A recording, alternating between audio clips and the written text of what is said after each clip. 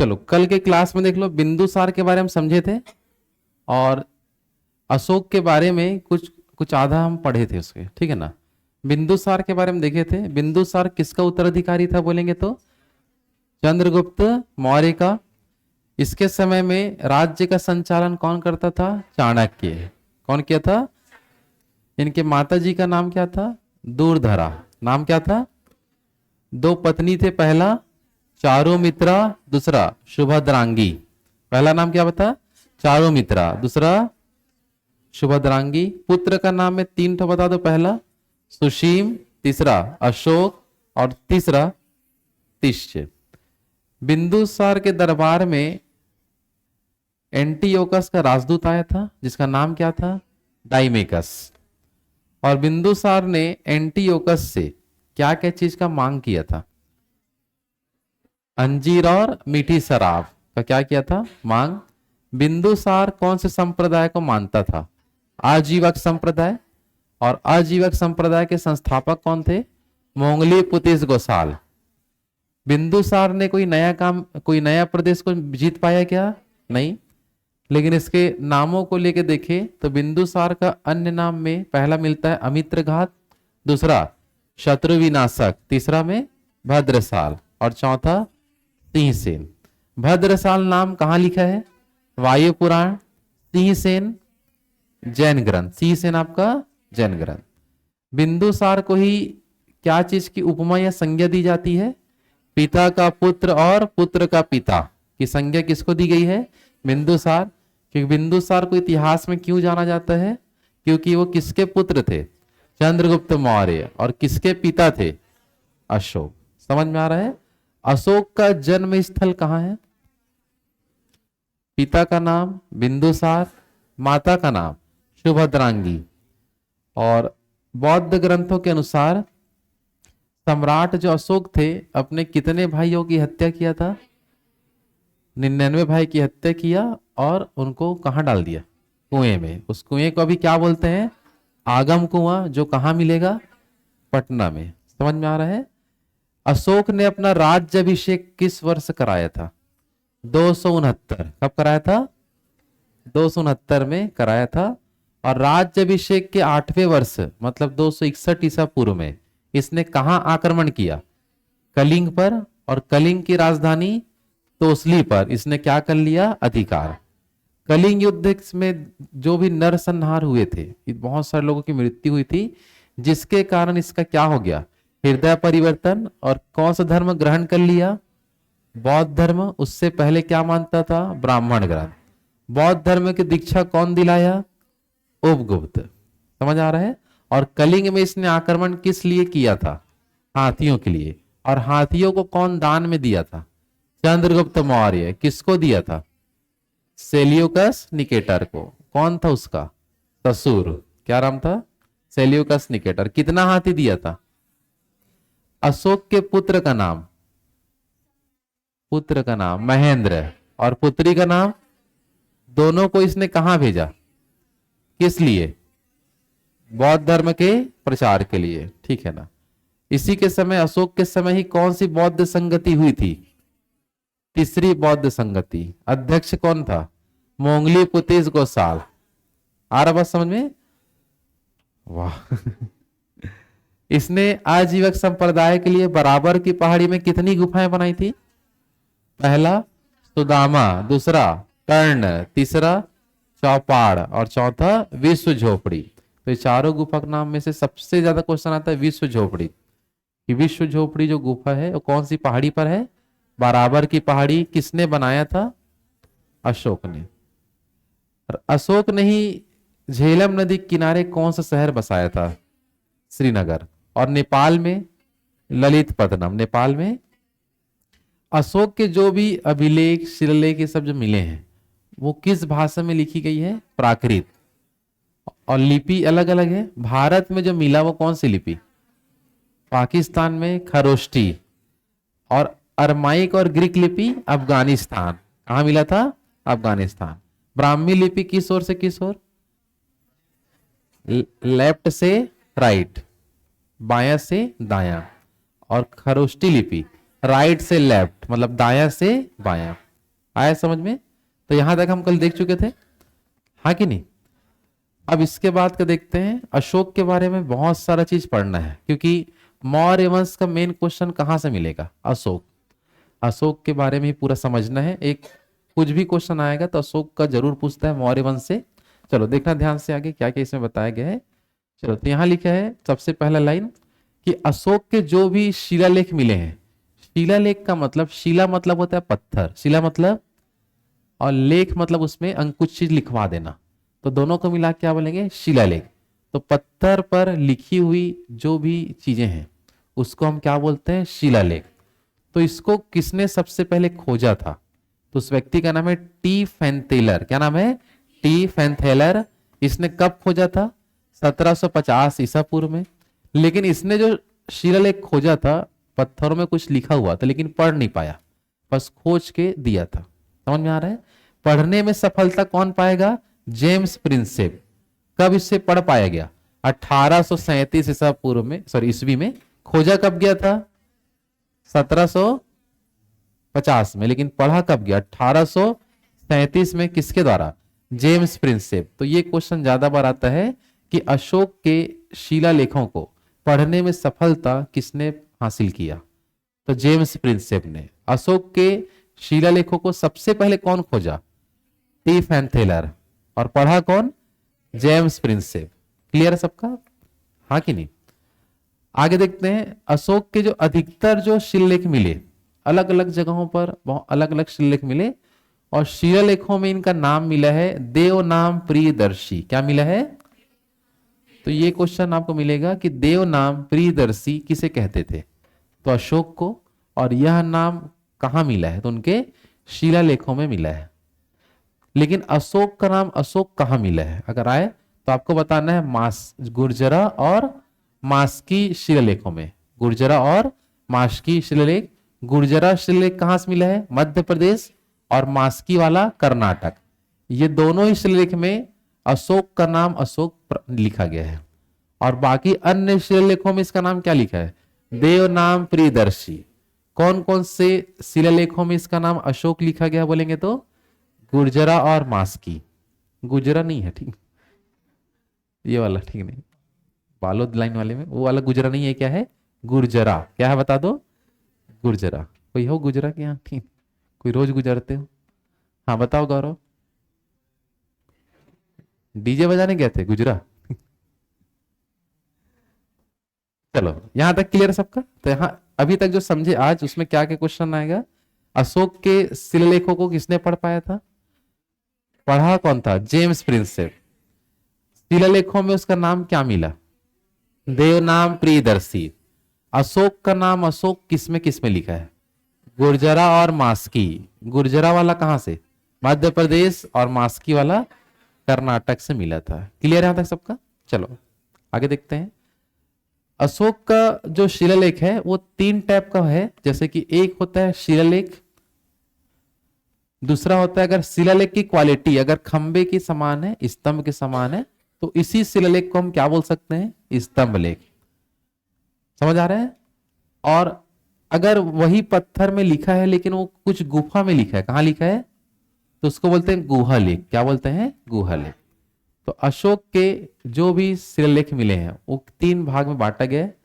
अगर वो स्तंभ लेख और गुहा लेख नहीं है तो वो क्या कहलाएगा? शिलालेख। लेकिन अगर कुछ डिजाइन मिल गया खंबा वाला तो स्तंभ लेख, और गुफा में मिल गया तो गुहा लेख। और अगर मान लो ये नाम नहीं लेना है तो इन तीनों को मिला के हम एक शब्द में क्या बोलेंगे? शिलालेख ही बोलेंगे। भाई पत्थर में लिखा है, बस पत्थर में लिखा है, अब डिजाइन के हिसाब से नाम अलग अलग दे दिए। हाँ अभी भी लिखा रहता है। तो आप लोग कहाँ गए थे तो? हाँ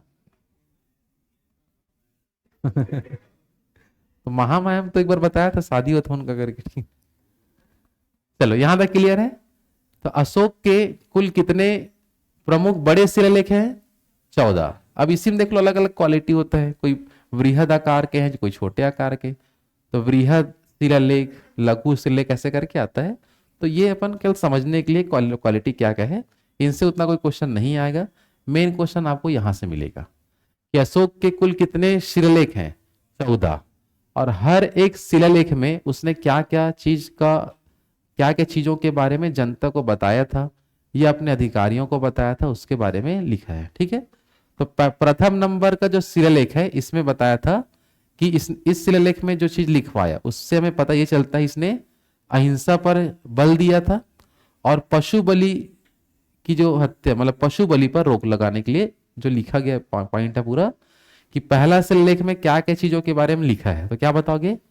अहिंसा पर बल कि मतलब लड़ाई झगड़ा नहीं करना, भले वो खुद पहले किया था, ठीक नहीं, लेकिन बाद में क्या बोला? अहिंसा पर बल इसने दिया है ना। और किस पर रोक लगाने के लिए बात बोला? पशु बलि पर, किसी भी पशु की बलि नहीं चढ़ाना है, तो पशु बलि पर क्या लगाया था? रोक लगाने की बातें कही गई है। इसके बारे में लिखा हुआ कहाँ लिखा हुआ है बोलेंगे तो प्रथम शिलालेख में लिखा हुआ है। आया बात समझ में? तो जब भी क्वेश्चन आएगा कि अहिंसा पर बल, पशु बलि पर रोक, यह किस शिलालेख से संबंधित है, तो आंसर रहेगा प्रथम शिलालेख। क्या बताओगे? प्रथम शिलालेख। क्लियर है सबका? दूसरा वाले में देखते हैं, सेकंड नंबर का जो शिलालेख है इसमें इसने क्या चीज के बारे में लिखा था? तो पशु चिकित्सा की चर्चा की है। किसकी चर्चा? कि अचानक मान लो कि किसी पशु को कोई प्रॉब्लम आ गया या कोई मार वार दिया, कोई चोटिल है, तो उनकी चिकित्सा जहां पशु वो है वहीं पर जाके उनको करना होगा। समझ में आ रहा है? तो पशु चिकित्सा की चर्चा किस शिलालेख में की गई है? और अभी भी आज भी ऐसा होता है, जैसे मान लो कहीं भी कोई डैमेज है, कोई गाय वाय जो भी है, तो आप हेल्पलाइन नंबर होता है सब पशुओं का, ठीक मतलब पशुओं बोलता हूँ, मतलब जो भी उनका चिकित्सक होते हैं गवर्नमेंट की तरफ से भी उनको पूरा मिलता है, तो फोन लगाओगे तो उन लोग जाके पूरा ठीक ठाक करके आते हैं। समझ में आ रहा है? तो ये किस शिलालेख में लिखा था पहले समय में? द्वितीय शिलालेख में लिखा है, पशु चिकित्सा की चर्चा। बातें ना करें, पहला वाला बता दो क्या है? अहिंसा पर बल और पशु बलि पर रोक। दूसरा वाला पशु चिकित्सा की चर्चा। दूसरा वाला पशु चिकित्सा की चर्चा। तो पहला नंबर और दूसरा नंबर दोनों पशुओं के बारे में है, एक प्रकार का। किसके बारे में? पशुओं के लिए है। आया बात समझ में? तीसरा नंबर का जो शिलालेख है इसमें इसने क्या बोला? इसने अपने अधिकारियों को आदेश दिया था इस शिलालेख के माध्यम से कि हर 5वें वर्ष में वो क्षेत्रों का दौरा करे। हर 5 वर्षों में उन क्षेत्र में जाके दौरा करे और वहां की जनता को क्या क्या परेशानी है उसको पूरा देखे और उसको ठीक करे। तो ऐसा चीज लिखा गया किस शिलालेख में? तीसरा शिलालेख में यह बात कही गई है। आया बात समझ में? तो तीसरा वाला नंबर का संबंध क्या बताएंगे? इसमें क्या लिखा है? अधिकारियों को आदेश दिया है कि हर 5वें वर्ष में अपने क्षेत्र में जाके क्या करेगा? वो दौरा करेगा और यदि कुछ भी परेशानी होता है वहां के नागरिकों को तो उसको क्या करेगा? ठीक करेगा। और आज भी होता है, चुनाव समय आते हैं हर 5 साल में दौरा करते हैं क्या लेकिन वो राजनीतिक पार्टी है, ये अधिकारियों के लिए बोला है। जो भी कर्मचारी होते हैं गवर्नमेंट के, उन लोगों को, वो बड़े बड़े जो अधिकारी होते हैं उनको क्षेत्रों में जाना चाहिए, नागरिकों का जो प्रॉब्लम है उसको समझना चाहिए और उसके हिसाब से कुछ फैसला लेना चाहिए। तो ऐसा अशोक ने भी अपने समय में करवाया था। आया बात समझ में? और उस चीज को लिखा इसने कि ऐसा होना चाहिए। आया बात समझ में? चलो बताओ, पहला नंबर का बताओ।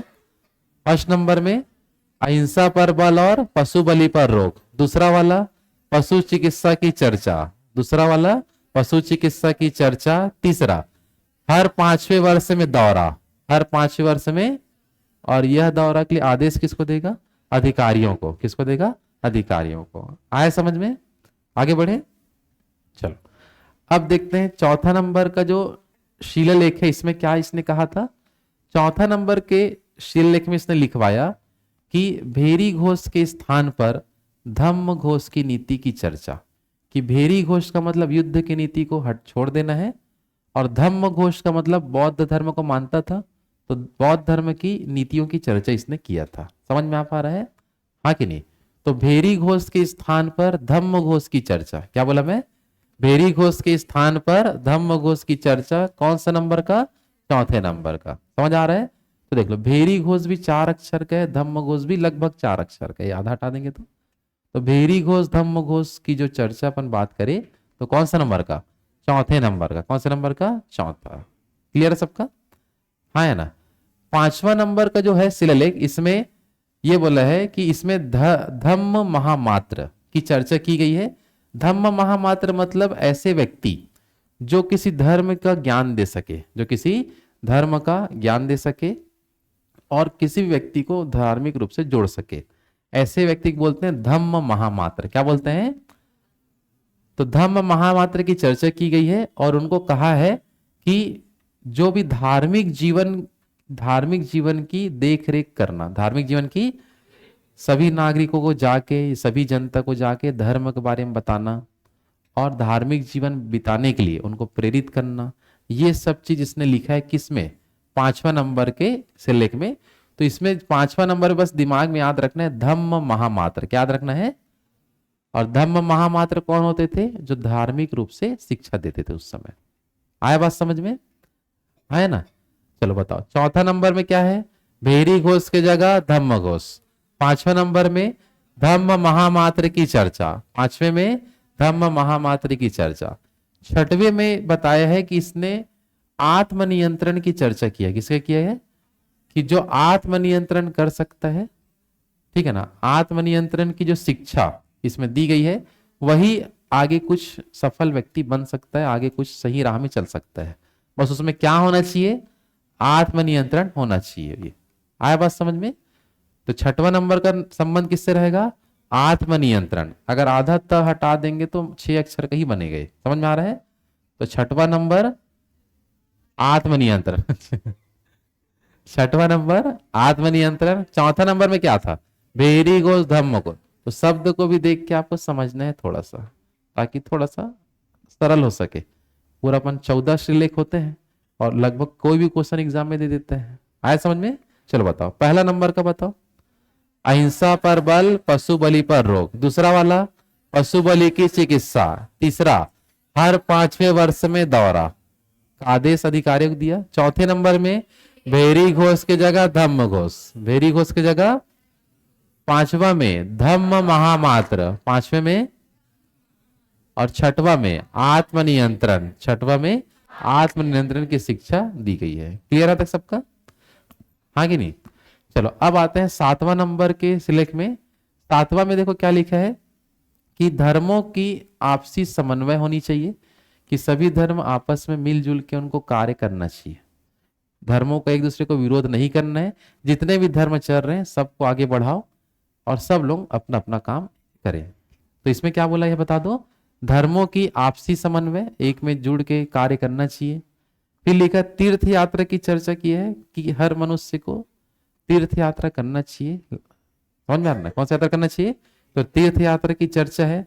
और इसका खास बात यह है कि पूरे 14 में से सबसे बड़ा शिलालेख कौन सा है? 7वें नंबर का। कौन सा नंबर का?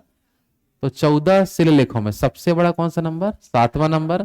7वें में 2 पॉइंट याद रखना। पहला धर्मों की आपसी समन्वय और दूसरा तीर्थ यात्रा की चर्चा। तो आपको ज्यादातर पूछेगा तो ये लिखे रहता है, किसकी यात्रा? तीर्थ यात्रा की चर्चा जो किया है किस शिलालेख में? 7वां में। समझ में आ रहा है? 8वां नंबर में देखो इसने क्या बोला है कि अशोक ने जो यात्रा किया था उसको बोलते हैं धम्म यात्रा। कौन सी यात्रा? कि धम्म यात्रा किया और जगह जगह जा जाके बौद्ध धर्म में या बौद्ध धर्म के बारे में बताता था, उनके विचारों को बताता था और व्यक्तियों को बोलता था कि धर्म के रास्ते में चलो। तो उसके लिए उसको यात्रा निकालना पड़ा था, तो उसी को क्या बोलते हैं? धम्म यात्रा। कौन सी यात्रा? तो अशोक की धम्म यात्रा की चर्चा बोलेंगे तो 8वां। लेकिन भेरी घोष की जगह धम्म घोष, भेरी घोष की जगह धम्म घोष कौन सा वाला है? 4था। आ रहा बात समझ में? चलो फिर से बताओ। 7वां नंबर में धर्मों का समन्वय शॉर्ट में बोल सकते हैं, और दूसरा तीर्थ यात्रा। 8वां नंबर में अशोक के धम्म यात्रा की चर्चा। उसने जो धम्म यात्रा निकाला था उसके बारे में पूरा इसमें बताया गया है कि कैसे कैसे वो गया, कहां कहां धर्म का प्रचार किया, ये सब। ठीक है। 9वां नंबर में बस ये लिखा है सच्ची शिष्टाचार और सच्ची भेंट। ये हमें देखने मिलने चाहिए आम नागरिकों में। क्या क्या बता दो? सच्ची शिष्टाचार और सच्ची भेंट। इसके बारे में कहां लिखा है? 9वें शिलालेख में। ठीक है। चलो फिर से बता दो। सबसे पहला 7वें नंबर में बताओ। धर्मों का समन्वय और तीर्थ यात्रा। 8वां में धम्म यात्रा। 8वां में धम्म यात्रा। 9वां में सच्ची शिष्टाचार सच्ची भेंट, ये किसमें लिखा है? 9वां। चलो फिर से एक बार देखते हैं। चलो बताओ, पहला में बताइए अहिंसा पर बल पशु बलि पर रोक, दूसरा में पशु बलि की पशु चिकित्सा, ठीक है ना, तीसरा में हर 5वें वर्ष में दौरा, चौथा में भेरी घोष के स्थान पर धम्म घोष, पांचवा में धम्म महामात्र, छठवा में आत्मनियंत्रण, सातवां धर्मों का आपसी समन्वयन और तीर्थ यात्रा, आठवां में धम्म यात्रा, कौन सी यात्रा? 9वें में सच्ची शिष्टाचार सच्ची भेंट, किसमें किया गया बोलेंगे तो 9वां। चलो 10वां में ये बोला है, 10वां में किस चीजों के बारे में बताया था इसने? तो इसने बोला कि राजा और जो भी उच्च अधिकारी होंगे उसको सदैव प्रजा के हित में ही सोचना है। किसके हित में? जिस दिन वो अपने हित के बारे में सोचेगा उस दिन वो कुछ नहीं कर पाएगा। समझ में आ रहा है? तो किसी भी राजा, मतलब जो भी अभी के हिसाब से राजा तो प्रधानमंत्री को ही बोलेंगे। समझ में आ रहा है? तो जो भी राजा है और उच्च अधिकारी है उसको सदैव किसके हित में सोचना है? प्रजा के हित में सोचना है, ऐसा बताया गया किस शिलालेख में? 10वें नंबर के शिलालेख में। समझ आ पा रहा है? 11वें नंबर में इसने क्या लिखा कि मेरे जो भी अधिकारी हैं वो ब्राह्मणों को ना सताए। कभी भी किसको नहीं सताना है? ब्राह्मणों को नहीं सताए, ऐसा इसने किस में लिखा है? 11वें नंबर के शिलालेख में। तो अशोक क्या इस शिलालेख के माध्यम से क्या बता रहे हैं अपने अधिकारियों को कि मेरे जो भी अधिकारी होंगे किसको नहीं सतानेंगे? कभी ब्राह्मणों को ना सताए, ऐसा लिखा है किसमें? 11वां में। 12वां में लिखा है कि स्त्रियों की स्थिति में हमेशा क्या होते रहना चाहिए? सुधार, और स्त्रियों का क्या करना चाहिए? सम्मान। यह बात कही गई है किसमें? 12वां शिलालेख में। पुरुष के बारे में कुछ नहीं है, ठीक है? क्या हो गया? अच्छा चला लेना भाई। चलो देखो इधर, क्लियर सबका? तो 12वां नंबर में क्या है बता दो? स्त्रियों की स्थिति में सुधार और स्त्रियों का सम्मान करना। 11वां में ब्राह्मणों को ना सताए, यह बात बोली गई है। 10वां में राजा या जो भी उच्च अधिकारी होंगे किसके हित में सोचेंगे? प्रजा के हित में ही सोचेंगे, ऐसा कहा गया है। समझ आ पा रहा है? हाँ कि नहीं? चलो बताओ, पहला नंबर क्या था? अहिंसा पर बल और पशु बलि पर रोक। दूसरा नंबर पशु चिकित्सा। तीसरा 5वें वर्ष में दौरा। चौथा भेरी घोष की जगह धम्म घोष। 5वां में धम्म महात्रा। छठवा आत्मनियंत्रण। सातवां में क्या था? धर्मों का आपसी समन्वयन और तीर्थ यात्रा। ठीक है। 8वां में धम्म यात्रा। 9वां में सच्ची शिष्टाचार सच्ची भेंट। 10वां राजा और उच्च अधिकारी को प्रजा के हित में सोचना है। 11वां में ब्राह्मणों को ना सताए। और 12वां में स्त्रियों का सम्मान। ये लाइन बस लिखे रहता है, ज्यादातर क्या लिखे रहता है? स्त्रियों का सम्मान करना चाहिए। किस शिलालेख के अनुसार? चलो 2 ठो और बच गया। 13वां तो बहुत ही बार आने लायक क्वेश्चन होता है, ज्यादातर पूरे 14 में से सबसे ज्यादा रिपीट कौन सा होगा? 13वां। इसमें किसकी चर्चा है? कलिंग युद्ध। कौन सी युद्ध? कलिंग युद्ध की चर्चा है। इसी में बताया गया है कि इसी युद्ध के कारण अशोक का क्या हुआ था? हृदय परिवर्तन हुआ और उसने धर्म के रास्ते में चला, युद्ध के रास्ते को छोड़ दिया। और इसी में लिखा है कि उपगुप्त नामक जो बौद्ध भिक्षुक थे, समझ में आ रहा है, बौद्ध धर्म के, उसने इसको क्या दिलाया था? दीक्षा दिलवाया था बौद्ध धर्म का। समझ आ पा रहा है? तो बौद्ध धर्म की दीक्षा अशोक को किसने दिलाया था? उपगुप्त ने। किसके अनुसार? 13वां शिलालेख में लिखा है। समझ में आ रहा है? तो 13वां शिलालेख में क्या चीज को बताया गया है? कलिंग युद्ध की चर्चा। दूसरा अशोक का हृदय परिवर्तन। और अशोक ने कौन सा धर्म ग्रहण किया था? बौद्ध धर्म को। किसने दीक्षा दिलवाया था? उपगुप्त ने दिलवाया था। समझ आ पा रहा है? अंतिम और 14वां नंबर का जो शिलालेख है, इसमें देखो क्या लिखा है कि जनता को धार्मिक जीवन बिताने के लिए क्या किया? प्रेरित। कि धर्म में जो चीज लिखी गई है उसके हिसाब से जीवन बिताओगे तो बहुत अच्छा होता है। समझ में आ रहा है? तो किसके हिसाब से जीवन बिताने के लिए प्रेरित किया था इसने? जनता को धार्मिक जीवन बिताने के लिए प्रेरित किया था, ऐसा उसने किस में लिखा? 14 नंबर के शिलालेख में लिखा था। समझ में आ रहा है? तो अशोक के कुल कितने शिलालेख हैं? 14, और हर शिलालेख में अलग अलग बातों का उल्लेख किया गया है, जिसमें सबसे ज्यादा बार रिपीट क्वेश्चन बता दो कौन सा आएगा? 13वां शिलालेख, जिसमें किसकी चर्चा? कलिंग युद्ध, इसके अलावा हृदय परिवर्तन, और कौन सा धर्म ग्रहण किया, किसने दीक्षा दिलवाया? उपगुप्त। क्लियर है सबका? चलो एक बार लास्ट बार बता दो। पहला बताइए, अहिंसा पर बल और पशु बलि। ठीक है, दूसरा, तीसरा, चौथा, ठीक है, पांचवा, छठवा, आत्म नियंत्रण, सातवां, सातवां में धर्मों का आपसी समन्वय और तीर्थ यात्रा, आठवां में धम्म यात्रा, नौवां सच्ची शिष्टाचार सच्ची भेंट, 10वां प्रजा के किसके हित में सोचना है? प्रजा के हित में। किसको? राजा और उच्च अधिकारियों को। 11वां ब्राह्मणों को ना सताएं, ठीक है ना। और 12वां में स्त्रियों का सम्मान। 13 कलिंग युद्ध। 14 धार्मिक जीवन बिताने के लिए प्रेरित। किनको? नागरिकों को या आम जनता को। क्लियर है सबके यहां तक? चलो, तो ये हो गया अशोक के 14 शिलालेखों के बारे में। इसके बाद हम देखेंगे अशोक के स्तंभ लेख के बारे में। किसके बारे में बता दो? स्तंभ लेख, जो स्तंभ आकृति के होंगे। तो अशोक के कुल कितने स्तंभ लेख थे बता दो? 7। तो वो 7 स्तंभ लेखों के नाम आपको देखना है कि वो क्या क्या है। समझ आ पा रहा है? तो अशोक के कुल कितने स्तंभ लेख? 7। कितने अभिलेख? 14। कितने अभिलेख? जो वृहद अभिलेखों में आता है वो, ठीक है, 14। और स्तंभ लेख में क्या बताओगे? 7। जिसमें सबसे पहला ये देखो, स्तंभ लेख एक प्रकार का पत्थर में लिखा है, लेकिन क्वालिटी स्तंभ के आकार का है, तो इसको हम अभिलेख भी बोलते हैं। क्या बोलते हैं? अभिलेख के अंतर्गत ये स्तंभ वाला है, बस ये बता रहे हैं। समझ आ पा रहा है? हाँ कि नहीं? तो सबसे पहला है हमारा रुम्मनदेई। क्या नाम है? रुम्मनदेई स्तंभ लेख बोल सकते हैं, ठीक है, या अभिलेख बोल सकते हैं। तो रुम्मनदेई का खास बात क्या है? सबसे पहला, इसको प्राप्त किया गया है कंधार से। कहां से? और कंधार अफगानिस्तान में। कंधार कहाँ है? और यहां जो रुम्मनदेई वाला जो स्तंभ लेख है, ये कौन से लिपि में लिखा गया है? अरमाइक लिपि। कौन सी लिपि?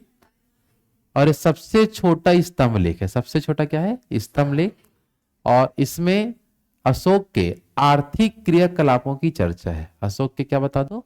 आर्थिक क्रियाकलापों की चर्चा रुम्मनदेई वाले स्तंभ लेख में या अभिलेख में किया गया है। आया बात समझ में? कुल कितने स्तंभ लेख है बता दो? 7। सबसे पहला क्या देखे? रुम्मनदेई कहां से मिला है? कंधार से। कहां कंधार? कौन सी लिपि में? अरमाइक, सबसे छोटा। और अशोक के किस पॉइंट को लेकर चर्चा है? आर्थिक क्रियाकलाप। किसकी चर्चा है? आर्थिक क्रियाकलाप की चर्चा है। क्लियर है सबका? चलो, सेकंड नंबर में आते हैं, इसका नाम है कौशाम्बी स्तंभ लेख। क्या बता दो? कौशाम्बी स्तंभ लेख या कौशाम्बी अभिलेख भी हम उसको बोलते हैं। समझ आ पा रहे हैं? ये कौशाम्बी स्तंभ लेख कहां से मिलेगा? यूपी से, है ना। और इसमें देखो क्या बताया गया है। इसमें लिखा है कि कारुवाकी द्वारा दिए गए दान की चर्चा है। किसका चर्चा है बता दो? कारुवाकी द्वारा दिए गए दान की चर्चा किसमें है? कौशाम्बी अभिलेख में। कारुवाकी कौन है? अशोक की पत्नी का नाम है कारुवाकी, है ना। तो कारुवाकी के द्वारा दिए गए दान की चर्चा किसमें की गई है? कौशाम्बी अभिलेख में। और इसी कौशाम्बी अभिलेख को आगे चल के इसको मुख्य रूप से ये यूपी में था आपका, मतलब यूपी क्षेत्र से है कौशाम्बी वाला। इसको अकबर ने कहाँ स्थापित करवाया था? इलाहाबाद में। कहाँ डलवाया था? और इसमें देख लो, ये अशोक की रानी के बारे में इसमें चर्चा है, इसलिए इसको बोलते हैं रानी अभिलेख। क्या बोलते हैं? तो ये क्वेश्चन अक्सर आता है कि रानी अभिलेख किसे कहा जाता है? कौशाम्बी अभिलेख को क्या बोलते हैं? रानी का अभिलेख, क्योंकि इसमें किसकी चर्चा है? कारुवाकी द्वारा दिए गए दान की चर्चा। इसको इलाहाबाद में कौन स्थापित किया था? अकबर। जब मुगल वंश पढ़ेंगे अकबर के बारे में तो उस समय आपको समझना है। आया समझ में? कौशाम्बी अभिलेख को ही और क्या बोलते हैं अपन? रानी का अभिलेख। कुल कितने स्तंभ लेख है बता दो? 7। पहला में रुम्मनदई, कहां से? कंधार। कौन सा लिपि? सबसे छोटा। किसकी चर्चा? आर्थिक क्रियाकलाप। कौशाम्बी वाले को कहां से प्राप्त? क्या चीज की चर्चा? कारुवाकी द्वारा दिए गए दान की। इसके कारण इसका नाम क्या पड़ गया? रानी अभिलेख। यह अभी कहां मिलेगा? इलाहाबाद में। कौन स्थापित किया था? अकबर ने। समझ आ पा रहा है? हाँ कि नहीं? चलो आगे बढ़ते हैं। इसमें नेक्स्ट जो हम देखेंगे, कहां से? कंधारी लिखा है तो इसका जगह चेंज है क्या? क्या दिखा रहे इसको? थोड़ा मिस्टेक लिखा गया तो इसको सुधार लेते हैं ना। थोड़ा मिस्टेक हो गया है। रुम्मनदई अभिलेख कहां से प्राप्त किया गया है? लुम्बिनी। लुम्बिनी नेपाल। कहां से प्राप्त है बता दो? थोड़ा मिस्टेक हो गया होगा, बुक में क्या है थोड़ा गलत लिखा गया होगा, उसी को देख के लिखे हैं। नेट में ये दिखा रहे हैं ना। चलो, रुम्मनदई अभिलेख कहां से मिला है बताया गया है? लुम्बिनी नेपाल से। बाकी सब ठीक रहेगा, वही जगह बस थोड़ा मिस्टेक हो गया था ना। आगे बढ़े यहां तक। चलो इसके बाद हम समझते हैं नेक्स्ट हमारा है टोपरा अभिलेख। कौन सा अभिलेख है? चलो, तो टोपरा अभिलेख प्राप्त कहां से किया गया है? हरियाणा से। कहां से है? बस इसके बारे में क्वेश्चन आता है कि टोपरा वाला जो अभिलेख है जो हरियाणा में था, इसको दिल्ली के तुगलकाबाद में स्थापित किया गया। किसके द्वारा? तो फिरोज शाह तुगलक के द्वारा। किसके द्वारा? जिसके बाद अब टोपरा अभिलेख ना बोल के इसको बोलते हैं दिल्ली टोपरा अभिलेख। क्या बोलते हैं? दिल्ली टोपरा अभिलेख या दिल्ली टोपरा स्तंभ लेख। समझ में आ रहा है? जिसको टोपरा से कहां लाया गया? दिल्ली। और दिल्ली कौन लाया? फिरोज शाह तुगलक। तुगलक वंश पढ़ेंगे जब दिल्ली सल्तनत में तो आप समझोगे ये कौन है। ठीक है, तो एग्जाम में मेन क्वेश्चन आता है कि टोपरा अभिलेख कहां था, बता कहां से प्राप्त किया गया है? टोपरा वाला कहां से प्राप्त किया गया है? हरियाणा से। इसको दिल्ली में कौन स्थापित किया? फिरोज शाह तुगलक। तब से उसका नाम क्या पड़ गया? दिल्ली टोपरा स्तंभ लेख। क्या बोलेंगे? दिल्ली टोपरा स्तंभ लेख बोलते हैं। तो ये क्वेश्चन बहुत आता है, याद रखना। ठीक है, अशोक का ही नेक्स्ट जो चौथा नंबर का जो शिलालेख है, जिसको कहां से प्राप्त किया गया है? मेरठ से। मेरठ आपका यूपी। और सेम फिरोज शाह तुगलक मेरठ से उठा कर उसको कहां ले लेगा? दिल्ली। दिल्ली के कहा? तुगलकाबाद में, दिल्ली क्षेत्र में। तो इसको फिर उसके बाद बोलेंगे दिल्ली मेरठ स्तंभ लेख। क्या बोलते हैं? अभी वहां जाओगे तो दोनों लिखे रहेगा दिल्ली मेरठ स्तंभ लेख। समझ आ रहा है? क्योंकि पहले वो कहां था? मेरठ में। अभी कहां है? दिल्ली में। तो दोनों को मिला के क्या नाम रखेंगे? दिल्ली मेरठ स्तंभ लेख। अभी दिल्ली में, पहले मेरठ में था। ये वाला पहले कहां था? टोपरा में। अभी कहां है? दिल्ली में। तो दोनों का मिला के क्या हो जाएगा? दिल्ली टोपरा स्तंभ लेख। तो दोनों क्वेश्चन एग्जाम में बहुत बार आता है। टोपरा स्तंभ लेख और मेरठ स्तंभ लेख, दोनों को दिल्ली में किसने लाया था? फिरोज शाह तुगलक। कौन लाया था? फिरोज शाह तुगलक लाया था। क्लियर है तक सबका? है ना। चलो, सबसे पहला क्या नाम है बता दो इसमें? रुम्मनदई स्तंभ लेख। सभी जगह अभिलेख लिखा गया लेकिन वो स्तंभ लेख की क्वालिटी वाला है। ठीक है, दूसरा में कौशाम्बी स्तंभ लेख। तीसरा में टोपरा स्तंभ लेख हरियाणा। और चौथा मेरठ स्तंभ लेख यूपी। और ये दोनों अभी कहां मिलेगा? दिल्ली में। कहां बता दो? दिल्ली में। तो टोटल 4 देख चुके हैं, है ना। चलो नेक्स्ट आगे देखते हैं अपन। 3 और देखेंगे, टोटल 7 हमारा हो जाएगा। क्लियर है सबके यहां तक? चलो नेक्स्ट बस आपको याद रखना है, 5वां नंबर में हम देखेंगे रामपुरवा स्तंभ लेख। क्या देखते हैं? बस आपको ध्यान रखना है कि ये बिहार के चंपारण से प्राप्त किया गया। बिहार के चंपारण। 6वां नंबर में है लौरिया नंदनगढ़ स्तंभ लेख। क्या नाम है? लौरिया नंदनगढ़ स्तंभ लेख। ये भी कहां से मिला है? बिहार के चंपारण से। बिहार के चंपारण। और 7वां नंबर में है लौरिया अरेराज स्तंभ लेख। क्या बता दो? लौरिया अरेराज स्तंभ लेख। ये भी कहां से मिला है? बिहार के चंपारण। तो ये हो गया हमारे पूरे अशोक के स्तंभ लेखों के नाम। समझ में आ रहा है? सबसे पहला नाम क्या देखे? रुम्मनदई। दूसरा में कौशाम्बी। तीसरा में टोपरा। चौथा में मेरठ। 5वां रामपुरवा। 6वां लौरिया नंदनगढ़। और उसके बाद लौरिया अरेराज।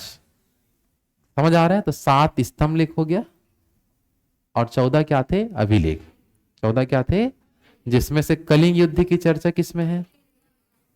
स्त्रियों का सम्मान 12वां, स्त्रियों का सम्मान। भेरी घोष की जगह धम्म घोष चौथा। धम्म महामात्र 5वां, धम्म महामात्र। पशु बलि पर रोक पहला, पशु बलि पर रोक। पशुओं की चिकित्सा दूसरा। समझ में आ रहा है? हाँ है ना? क्या हो गया? कौन दूसरा? चलो यहां तक क्लियर है सबका? तो ये हो गया हमारा अभिलेख और स्तंभ लेख के बारे में, जो भी इंपॉर्टेंट था उसके बारे में। ठीक है, तो इसके ये हो गया हमारा मेन। अशोक के बारे में पूरा जानकारी देख चुके हैं। अब हम पढ़ेंगे, देखो मौर्य काल में 3 वंश, 3 लोगों के बारे में मेन पढ़ते हैं। पहला बिंदुसार, सॉरी पहला चंद्रगुप्त मौर्य, दूसरा में बिंदुसार तो नाम मात्र था, और तीसरा अशोक, सम्राट अशोक। तीनों के बारे में पढ़ते हैं तो हमारा मेन मौर्य वंश हो जाता है। कौन सा हो जाता है? लेकिन मौर्य वंश से जुड़ी हुई कुछ अन्य बातों जो है वो भी क्वेश्चन आता है। जैसे कि हम इसमें अब देखेंगे मौर्यकालीन धार्मिक बोलता हूं, आर्थिक व्यवस्था, इकोनॉमिकल रूप से इस समय पोजीशन क्या था, आर्थिक व्यवस्था इनकी कैसी थी। तो मौर्य काल में आर्थिक व्यवस्था का जो मुख्य आधार था ये था कृषि, पशुपालन और कारखाना। 3 चीज चलता था वहां। क्या क्या बता दो? कृषि, पशुपालन और कारखाना। इसी से ही मौर्य काल के समय या मौर्य वंश में धन उनको प्राप्त होता था। समझ में आ पा रहा है? तो मुख्य रूप से आर्थिक व्यवस्था का मुख्य आधार क्या था मौर्य काल में? कृषि, पशुपालन, कारखाना। और इस समय जो सरकारी भूमि होती थी उसको क्या कहते थे? सीता भूमि। ये क्वेश्चन बहुत बार एग्जाम में आता है कि मौर्य काल में सरकारी भूमि को क्या कहा जाता था? सीता भूमि के नाम से जानते थे। और जो प्राइवेट होता था, निजी भूमि, कुछ समझ आ रहे? इसको बोलते थे भाग। क्या बोलते थे? भाग। कौन भाग मिल्खा कहाँ है? आप पहले भागो, ठीक। चलो, तो ध्यान से देखेंगे। निजी भूमि का नाम क्या था बता दो? भाग। सरकारी भूमि का नाम सीता भूमि। याद रहेगा, जिसमें ये क्वेश्चन कई बार गवर्नमेंट के एग्जाम में पूछा जाता है। समझ आ रहा है? सरकारी भूमि का नाम क्या था और प्राइवेट भूमि भाग। ठीक है। और इस समय एक ऐसा भूमि होता था जिसको हम बोलते थे अदेव मातृक। क्या बोलते थे? एक एकदम उपजाऊ वाला जगह को बोलते थे, जहां बिना वर्षा के अच्छी खेती हो जाती थी। बिना वर्षा के क्या बोले?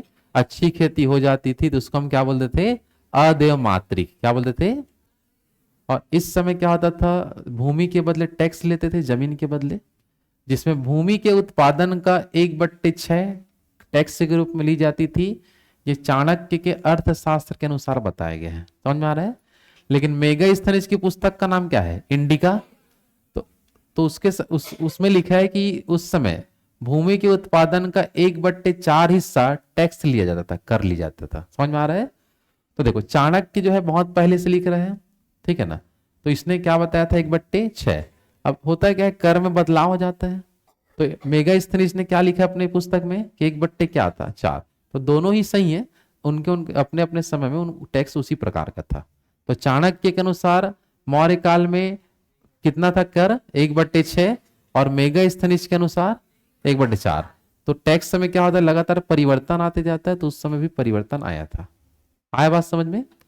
इसमें ये बताओ 1/6 ज्यादा है कि 1/4 ज्यादा है? जल्दी बताओ। पता कैसे कर लेंगे भाई? ऐसा देख लो, यहाँ 1/, क्या हो जाएगा? 6। यहाँ 1/4। कौन बड़ा है कौन छोटा कैसे जानते हैं? तिर्यक गुणा करके। क्या करके? तो 6 एकम क्या होगा? 6 और 4 एकम, तो कौन बड़ा? मतलब 1/4 वाले तरफ बड़ा है। मतलब इसमें दोनों मतलब ज्यादा टैक्स कहाँ पे करना पड़ेगा? 1/4 में। अरे भाई इतना बार गणित पढ़े हो, ठीक है। जैसे यहां मैं लिखा, मान लो 100। क्या लिखा? 100 का 1/4 निकालो और इसी 100 का 1/6 निकालो। किसमें ज्यादा देना पड़ेगा? इसमें कितना देना पड़ेगा? 25। कितना देना पड़ेगा? 25। इसमें देख लो लगभग 16.16 आपका आएगा। तो किसमें ज्यादा टैक्स देंगे? 1/4 बड़ा है, मतलब भिन्न में जितना छोटा लिखेंगे उतना बड़ा होता है वो। बात समझ आ रहा है? तो कुल मिलाकर हमको ये देखना है कि कौन जो है वो टैक्स कम बताया है। चाणक्य टैक्स कम बताया, कितना, 1/6। कौन टैक्स ज्यादा बताया? एक कौन? मेगास्थनीज। कितना बताया था? 1/4। सरकारी भूमि का नाम क्या था? सीता भूमि। और इस समय जो बिक्री कर होता था उस पर भी टैक्स लेते थे, बिक्री कर लिया जाता था। तो मूल्य का 10वां भाग, मूल्य का अगर 10 रुपये का सामान है तो 1 रुपया टैक्स देना पड़ता था। तो मूल्य का कितना भाग? 10वां भाग आपको देना है। समझ आ पा रहा है? या 1/10 अपन ले सकते हैं। अगर 100 का सामान है तो 10 रुपये पे करना है। तो ये टैक्स होता था बिक्री कर। इस समय धार्मिक कर भी ली जाती थी, और धार्मिक कर को उस समय बोलते थे बलि। क्या बोलते थे? बलि के नाम से जानते हैं। धार्मिक कर को क्या बोलते थे? बलि कहते थे। तो फिर से देख लो ध्यान से। मौर्य काल में इकोनॉमिक का आर्थिक रूप से कौन सा मुख्य आधार था? कृषि, पशुपालन, कारखाना। सरकारी भूमि का नाम? निजी भूमि भाग। बिना वर्षक अच्छा खेती हो गया तो अदेव मात्रिक भूमि, उसको अलग से चिन्हांकित कर देते, यहां बहुत अच्छा खेती होना है। ठीक है। भूमि के उत्पादन का कितना टैक्स लेते थे? 1/6 या 1/4? दोनों सही होगा। चाणक्य के अनुसार, मेगास्थनीज के अनुसार 1/4। बिक्री कर कितना ली जाती थी? मूल्य का 10वां भाग, मूल्य का 10वां भाग। इस समय धार्मिक कर को क्या बोलते थे? धार्मिक कर को बलि के नाम से जानते थे। समझ आ पा रहे हैं? चलो, तो मौर्य काल का अभी आज हम पढ़े धार्मिक आर्थिक व्यवस्था। अभी और बहुत सारी चीज पढ़ेंगे इसके अंदर, जैसे कि यहाँ पढ़ोगे आगे चल के कौन कौन सी मुद्राएं चलती थी उसके बारे में हमको समझना है। और भी बहुत सारी चीज इसमें आगे बचा हुआ है। ठीक है, मौर्य काल का तो आज यहीं तक करते हैं, बाकी इसके आगे कल करेंगे। समझ आ पा रहे हैं? आया ना? चलो बाकी कल याद करके आए अच्छे से।